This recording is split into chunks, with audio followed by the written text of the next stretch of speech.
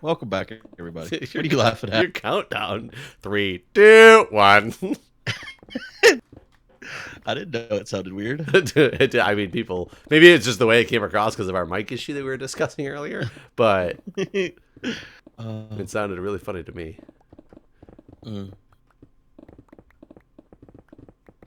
So what's new? Yeah, I don't have anything to talk about today. I'm out. So Nice podcast. you would be happy to know that officially as of tomorrow, I think it's going to go through. I will have. Believe in Santa? Yeah, officially as of tomorrow, I'm starting to believe in Santa. I made a decision. I invented him. He's now real, and I believe. You got your kid a fairy garden.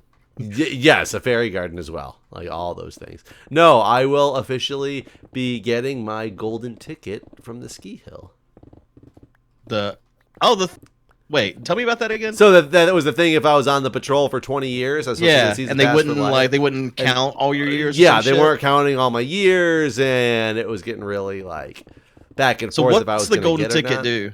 Basically, it just lets me, if I get a season pass to that ski hill for life, and just that one ski hill. So if I never get back to that one little ski hill in Michigan, like then it's pointless. But I've earned it now, and I got it. And it's funny because one of the reasons why. So a lot of I told you about all the controversy with the patrol and the director and this, that, the other. Right. This old patrol director who's in all this trouble. The reason I'm getting it, well, not the reason. I think the new patrol director is a lot more like laxed and understands the way things are supposed to be and trying to make everything right. But the way it made it so easy for me to get is I started on the patrol and took the initial classes with his daughter. She requested her quote unquote golden ticket the other day and was granted it and has done more controversial hours than me. Like she was on leave and not keeping up with her stuff for a lot longer than I was. So the fact that she got it granted to her kind of like made it so that I will definitely. I see. Get mine. Did you have to bring that up? Or No. Actually, well, somebody just called me and said that she requested it and she was in my class, that I should request it now. Instead of worrying about it happening, because somebody has to put in the request to like the people who run the ski resort to say, hey, these people have made their 20 years or whatever. Put them on the list, like the super list or whatever it is, because it's not like an actual golden ticket. I was gonna put on a list somewhere with management, and so they said. Now, do you still have to make it there every year, or can you skip a year? No, now I can completely quit if I wanted to. Oh, okay. I could because I remember every time our marathon comes around, it's like, well, I don't know, because I can't miss the ski thing. And that's the thing and I still want to keep up my certification, because as long as I keep up the certification, I can. If I ever move back to Michigan, I can go back and patrol again. If I lose that certification, I can't. I'd have to go through an entire like class again in order to But if you miss 1 year, do you lose your certification? Yes, officially, kind of. If you miss a full year and cannot make it up in any way, yes. If you don't recert one of the years, but theoretically, so do you ski a lot when you're I have not in a little while. No, I've been on an inactive status for the last 2 years, but before that, I would go back and actually do a lot of skiing. Okay, I've never skied. It's fun. I'm not sure it's something that you would like. Wow. I just don't think it's a sport that'd be up your alley. I'm just being honest. You call me fat? I trust me. I've seen a lot of fat people ski. I will tell you that one of the reasons I switched careers and went into nursing is, for one, I hated the job that I was doing, and when I was trying to debate what I should do instead, one of the things that turned me on to the nursing and medical profession in general was the fact that I really liked doing first aid and stuff at the ski hill. So I was like, I need to look for something medical. And originally I was going to go for a doctor, and then I ended up going to the nursing route, which I'm very happy I did. But when I first went into my first semester in nursing school, and pretty much everybody I dealt with at the hospital during my clinicals was these fat people with ridiculous amount of comorbidities that didn't take care of themselves. And I was like, how is this not the same as like, how did I enjoy doing first aid so much before, and I hate it in this type of, I hated my first semester. I worked on, they put you on like geriatric units where you basically just do bed baths and all that stuff, Yeah. The whole time.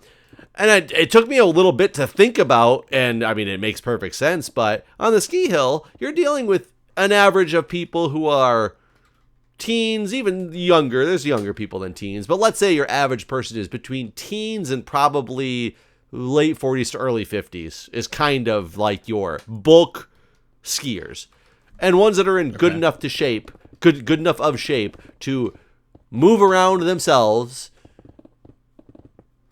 be out in the cold, and do the activities of skiing. So I'm not dealing with the people I'm dealing with at the hospital on the ski hill, like, ever. Right. You think that's why you hated it? I think that's why I hated those first couple semesters. Yeah. I actually thought if I had failed a class in my first semester that I had to retake, I said I was quitting. I wasn't going to continue on. I barely passed one of my classes, and that's the reason I ended up becoming a nurse. And now I love being a nurse, because especially when I got into what I wanted to do, which was emergency medicine, I really wanted to do trauma and flight nursing and stuff. But when I got actually to do emergency medicine, granted, it's not all the same. I'd still rather be dealing with, that same crowd I did at the ski hill, because you deal with a lot of old people with comorbidities, fat, obese, not taking care of themselves in the ER, but you also are dealing with, the emergent life-saving, have to do this right this second or you're going to die because you walk to the door, you don't know what to expect type of environment. So when I finally got to the environment that I wanted to be in, I really enjoyed it.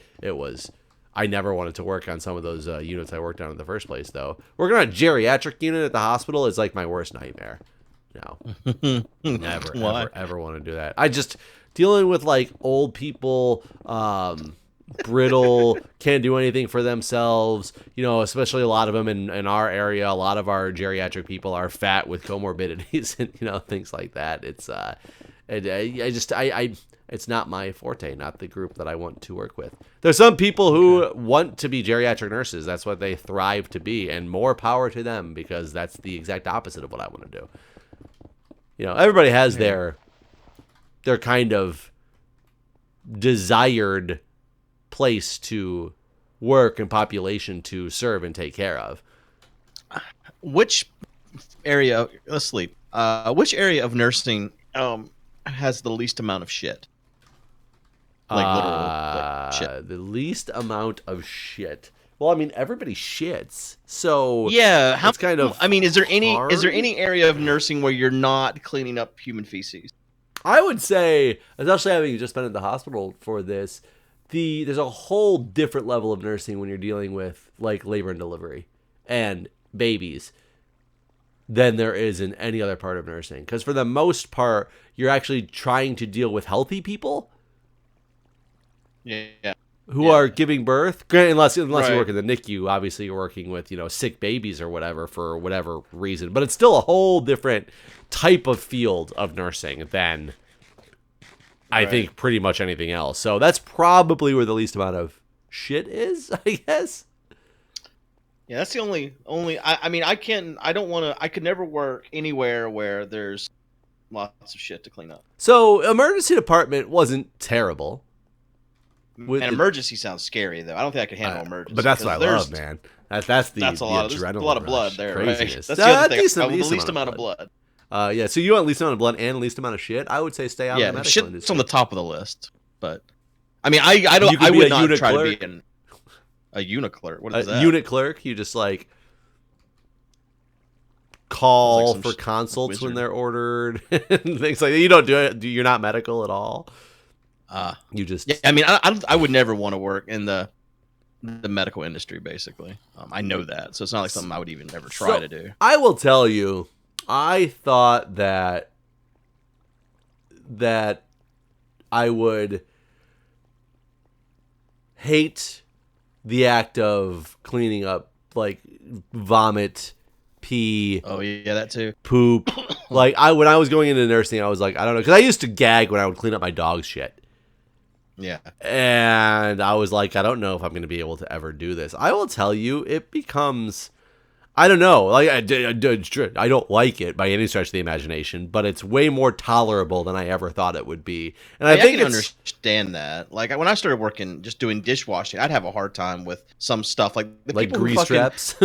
No, it was more like the people who, because I worked in Texas, and so people would like finish their baked potato and then spend the next 30 minutes putting their fucking chewing tobacco spit right in their baked potato, and some of that shit gets on your hand. And I mean, just thinking about it right now, I'm almost about to fucking gag right now just talking about it. So like that kind of stuff, just I'm not good with. So yeah. But I mean, some of it you really do just get like, and I don't know if partially it's because you know that you're helping somebody out and that they need the help because they can't do it themselves, or if it's like if there's something else to it, because nobody's ever like, I can't say ever, it definitely does freaking happen. Unfortunately, there's some very rude people who basically almost feel like they're punishing you because they'll get pissed off for whatever reason and just make you like clean their ass. They'll just tell you, oh, my ass is dirty. I had very, very large people in the emergency department who were the pushiest and bitchiest people I've ever met, and they would just stand up and like bend over the front of the bed and be like, you need to clean my ass, I couldn't reach it, and I just took a shit. God. And those people pissed me off. Like that was like that actually started to gross me out when I had a couple people that did this, because I'm no longer feeling like in a mood that I'm helping somebody. I'm feeling like you're kind of controlling me. You're doing a power trip almost. Because of what my position is to you. But that's very, very, very few and far between. Yeah, I mean, whenever I took care of my uncle, there was a couple occasions where he basically shit himself in public, and I had to deal with that. And every one of those occasions, like, it was real hard to get through. And I mean, I knew for a fact that I would not do this for a stranger, basically. Yeah, I mean, if you have done it even for a family member, and see, because I feel like I used to wonder too, like if my parents get old, I mean, they will get old. If my parents get old and I'm the one taking care of them, will I be able to change their diapers and clean up their shit? And now I know that I could do it. Right. Whereas before I questioned if I would be able to do it. Because of like you said, it was something that I was like, this is going to be like, oh, like that terrible, terrible, terrible thing. I don't know. I just everything changes perspectives. I guess sometimes you realize the things that don't bother you as much as you once thought that they were going to, and maybe it's not the same for everybody. I had somebody who was a friend of mine who was a nurse that was asking about this when I was about to start nursing school, and she said that she kind of went through the same thing, and she didn't realize that cleaning up shit and vomit actually didn't bother her at all, but cleaning up urine made her gag almost every time, and she never expected that.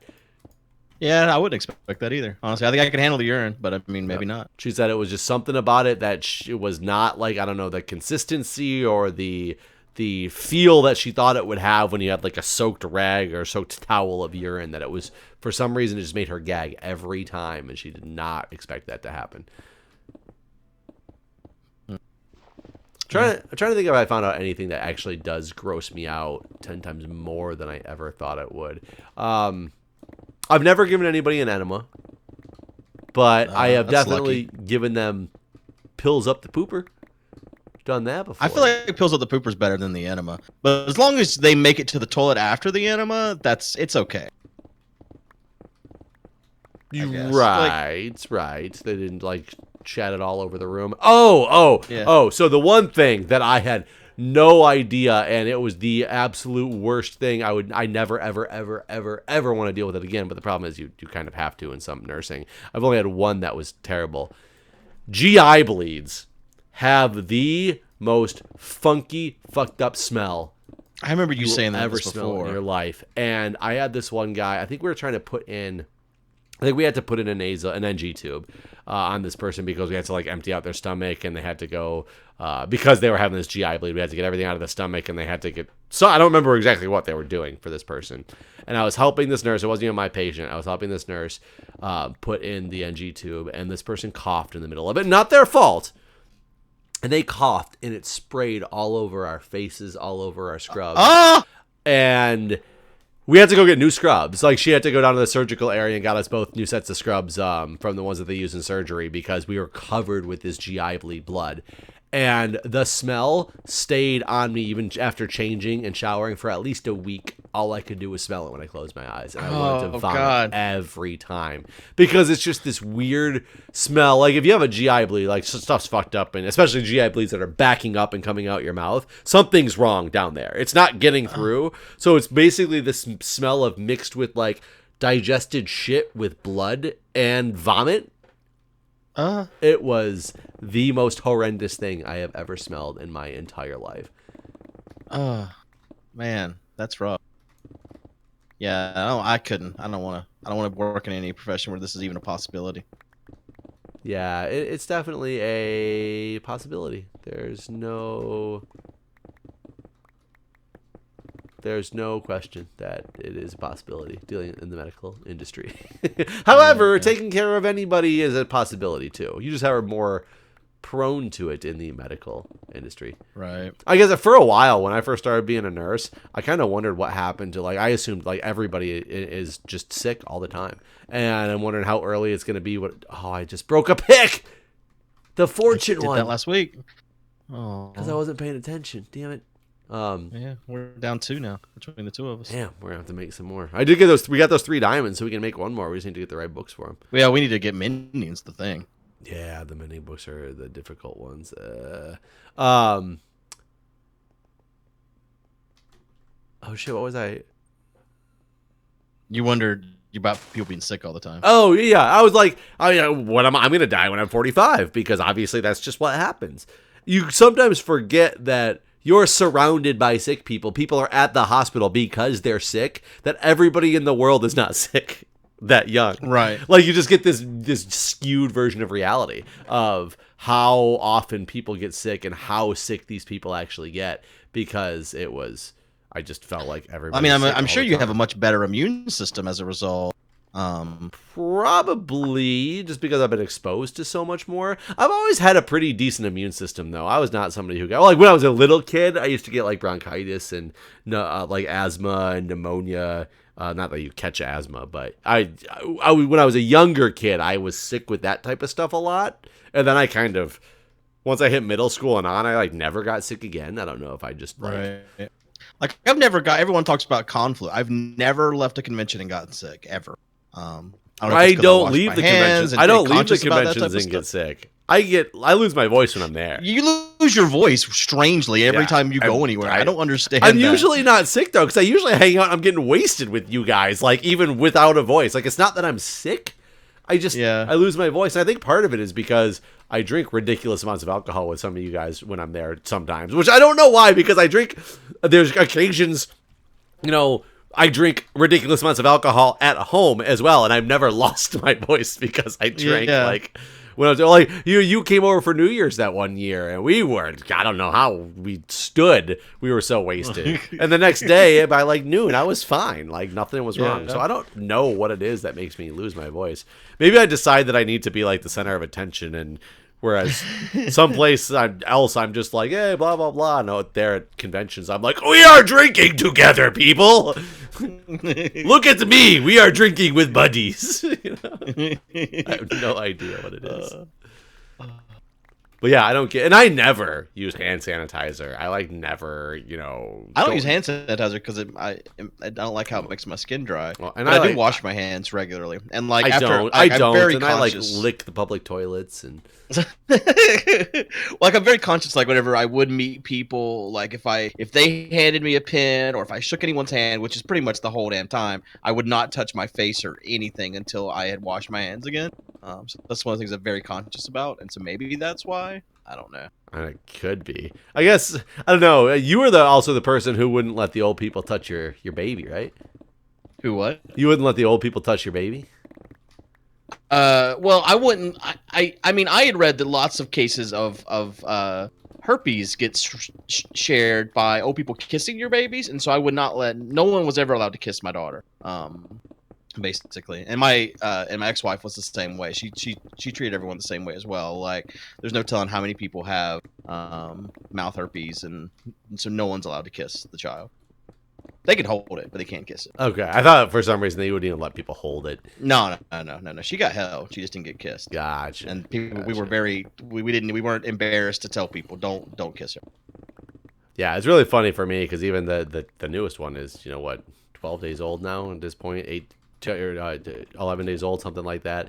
And somebody came over the other day and they're holding it and she was like, oh no, I didn't wash my hands, and she like gave the baby back real quick and went and like washed her hands, and I was like, oh yeah, I guess there's a weird thing that you're supposed to like wash your hands when babies are this young, huh? Like it's things I don't even think about, because after this initial like month or whatever, when they start to build up their own immune system a little bit, you want your babies exposed to, not like you don't want to like dunk them in the toilet or something like that, but you want them exposed to germs to build up an immunity to things. But so we definitely are not the sticklers who want somebody to like wash their hands before they touch the baby, but I did forget that young babies you're supposed to, I guess. Yeah, Crystal was always kind of like the kind of person that you can't leave the house 5 minutes with like Christmas lights on because the entire house will definitely burn down. Oh, so you never did your dryer to dry your clothes. No.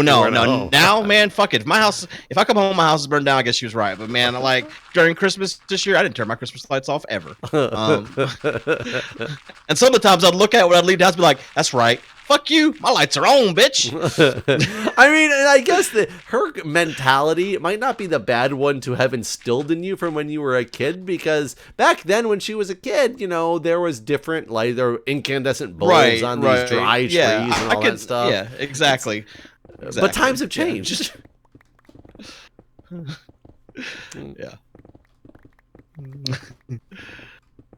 Man. Yeah, I don't exactly. know. We'll see. We'll see what happens with the oh, we already had the baby too. We're supposed to set up there's baby bar crawls, is what they called them during the last time when Jack was young.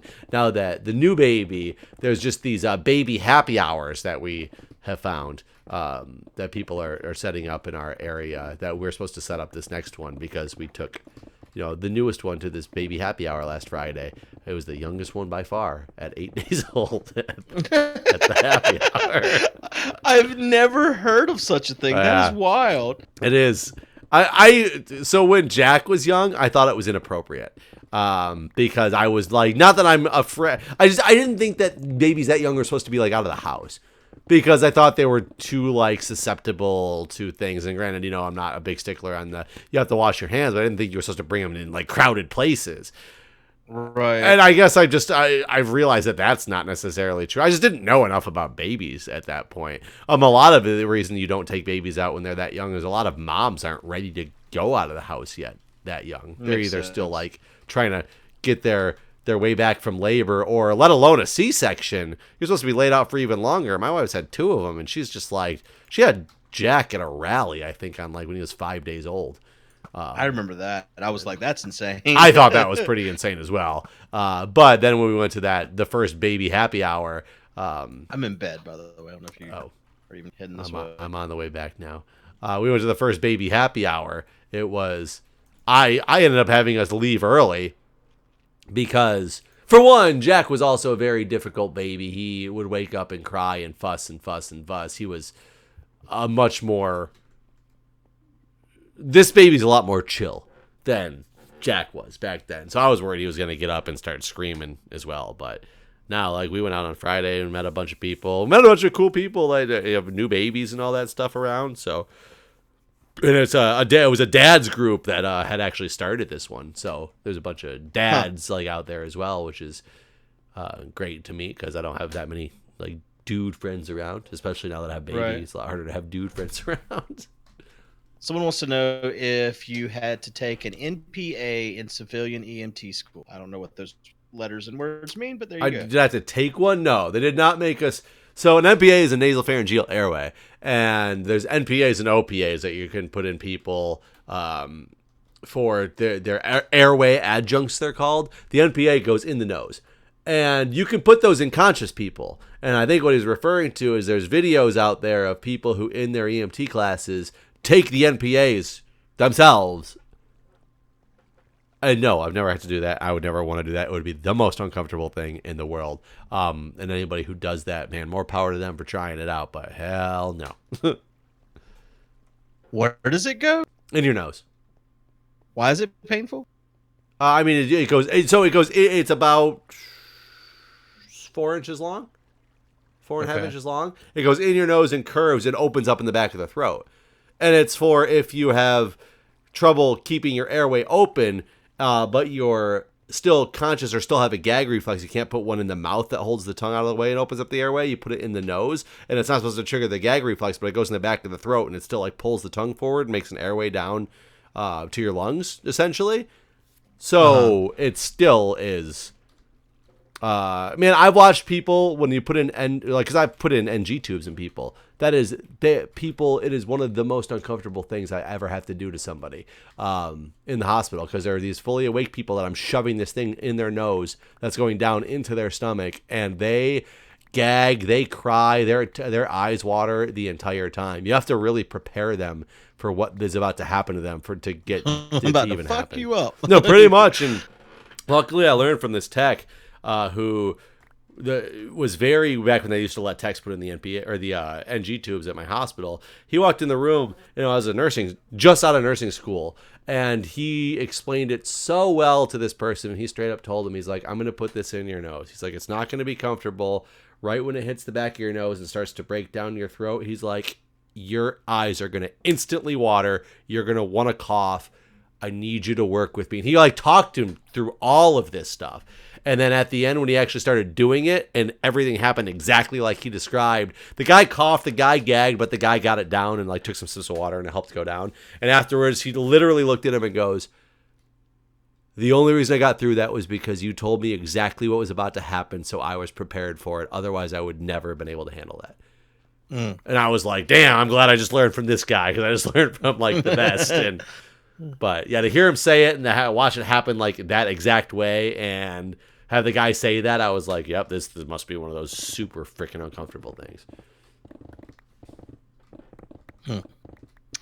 Hopefully I just die without ever having to be in a hospital for a long time. Or you all unconscious for the stay, the duration. If I'm ever sick, knock me out, wake me up when I'm better. one of those things. Wake me up when I'm better, please. Yeah, I can't imagine being in a hospital for a long period of time. Like, I was just there as not a patient for 4 days, and I was going fucking insane. You put me in a bed and try to tell me that I can't move, and I have to, get stuck with needles every single day, have that shitty hospital food, let alone getting like a catheter or having an NG tube stuck down my throat. Oh, God, fuck. So did Julia know? Did she remember the stay at the hospital? Because Crystal didn't. She didn't remember shit about what happened there, basically. Yeah, there was no drugs involved except for the epidural after a while. Really? Like afterwards, she didn't take any kind of pain medicine? Oh, so she took the epidural. She took, afterwards, she took ibuprofen. I think she took 1 Percocet. She doesn't like to do like narcotics and things like that. So she took very little. But nothing that would have. She was not under general anesthesia for anything. So she was completely awake and coherent the entire time. The only mind-altering drug she had was 1 Percocet. Everything else was ibuprofen or Tylenol. I don't know what she was on.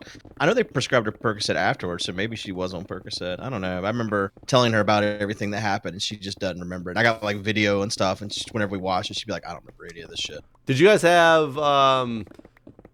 because you guys had a long birth that ended in a C-section, if I recall, right? Right, like because she wanted to do a normal birth, and like she never dilated hardly at all. So that's exactly. I mean, that's exactly what just happened. Yeah, that's pretty much just what happened to Julia. That's why we were in 40-hour labor before they did the C-section for this. See, ours wasn't that long, and I think the reason why is her doctor had a planned vacation, so he had places to be, and I think that's why he rushed the C-section a little bit, because like I remember him saying like, well, I have to leave at this time. So we're gonna have to do it by this time or whatever. I think that's why, because we weren't. I think she was only in labor like 8 hours. Did she get an epidural? No. So she might have gone under general, and that's what they told. They told my wife that if she didn't take the epidural by a certain point, and they decided that they needed to do an emergent C-section, and granted, ours, the one that we had to do wasn't emergent, but once they break the fluids and all, you're on a time frame of kind of how long is it? Like, less than 24 hours. Yeah, I think that happened too, because her water broke like before all this, so maybe that's the other time. Yeah, and then if the baby starts to be in distress at all, they'll do an emergent C-section, and if you don't have an epidural in, they have to put you under general. And that's one of the reasons that my wife finally agreed to the epidural, is because when it didn't I remember look she like was it was conscious going right, during all of it. Would you so be she must have unconscious had- if you were? Yeah, no, under general, you'd be unconscious. So Yeah, she was awake the whole time. So she must have had an epidural or a spinal or something then. So yeah, I don't know. Maybe she just, for one, she could have been traumatic experience that she blocked out. She could have also just been maybe really affected by Percocets if that's what she took. And yeah, maybe that's what it was. I had like MindCon to go to, like, I think it was like 10 days after the birth, something like that. So that was pretty. It was a hard decision whether or not I was actually going to go to MindCon or not. Was it MindCon London? Oh, that was the Paris one. No, it was the very first one in Vegas. Oh, no, the Vegas one. That was Vegas one. You're right. Yeah. I remember she finally convinced me. She's like, well, you should just go. And like her mom came up. You're like, sweet. weird. God, my wife would, she would have been like, if you go, you're coming back to none of us.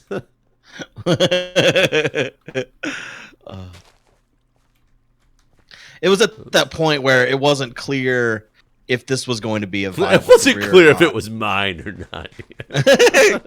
Oh God, no! Isn't it weird how babies come out and they look almost exactly like the dad? I Like the disagree girl? with you completely. I don't Oh think my babies God, look like my anybody. daughter. Everybody looked says that exactly- both of my kids looked identical to me. But then every other person that walked in the room would be like, that baby looks just like dad. The next person's like, that baby looks just like mom. And I'm like, this baby looks like no fucking buddy. It's a baby that does not resemble an adult in any way right now. I disagree. Well, I mean, I don't know what happened in your case, but in my case, it was very clear that was a sad-looking little girl because she looked too much like me. You said you think you have an ugly baby?